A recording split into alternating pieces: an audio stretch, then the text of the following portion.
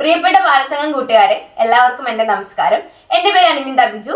ഈയിടെ ഞാൻ വായിച്ച പുസ്തകങ്ങളിൽ എനിക്ക് ഏറ്റവും ഇഷ്ടപ്പെട്ട ഒന്നാണ് H.G. വെൽസ് എന്ന ഇംഗ്ലീഷ് സാഹിത്യകാരന്റെ ഇൻവിസിബിൾ മാൻ എന്ന നോവൽ. H.G. വെൽസിനെ കുറിച്ച് പറയുകയാണെങ്കിൽ സയൻസ് ഫിക്ഷൻ നമുക്ക് ഏവർക്കും ഇഷ്ടമുള്ളൊരു കോൺസെപ്റ്റ് ആണ്.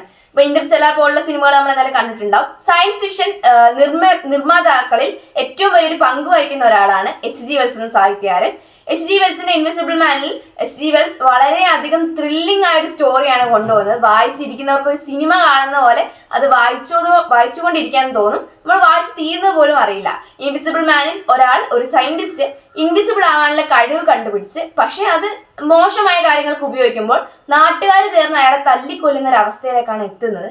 ഇതിലൂടെ H.G. വെൽസ് പറഞ്ഞു തരാൻ ഉദ്ദേശിക്കുന്നത്, നമുക്ക് നല്ല കാര്യങ്ങൾ നമുക്ക് ചെയ്യാൻ കഴിയുമ്പോൾ നമ്മൾ എന്തിനാണ് ചീത്ത കാര്യങ്ങൾ ചെയ്യുന്നത്.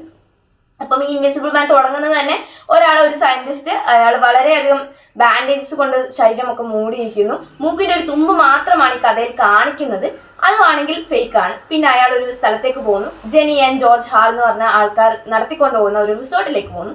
അവിടെ അയാൾ കയറുന്നു. പക്ഷെ ആൾക്കാർ അയാളെ വളരെയധികം സസ്പിഷ്യസ് ആയി അവർക്ക് തോന്നുന്നതുകൊണ്ട് അയാളെ നോട്ടം വിട്ടിരിക്കുന്നു. പിന്നീട് അയാൾ രാത്രി കാലങ്ങളിൽ വളരെ അധികം മോശമായ പ്രവർത്തനങ്ങൾ ചെയ്യുന്നതോടെ ഇയാളാണെന്ന് തിരിച്ചറിഞ്ഞ് ഇയാളെ എല്ലാവരും പോലീസിന് വിട്ടുകൊടുക്കും. പക്ഷെ പോലീസിന് വിട്ടുകൊടുക്കുന്ന ആളെ ഇയാൾ കൊല്ലുകയും ചെയ്യുന്നു. പോലീസിൽ നിന്ന് അവസാനമായി ഓടുന്ന സമയത്ത് നാട്ടുകാർ ചേർന്ന് ഇയാൾ ഇടിച്ചു കൊല്ലുന്നു. നമുക്ക് എല്ലാവർക്കും ഞാൻ വായിക്കണമെന്ന് പറയുന്ന ഒരു പുസ്തകമാണിത്. കുറച്ച് പഴയ പുസ്തകമാണെങ്കിലും വളരെ നല്ലൊരു പുസ്തകമാണിത്. നന്ദി, നമസ്കാരം.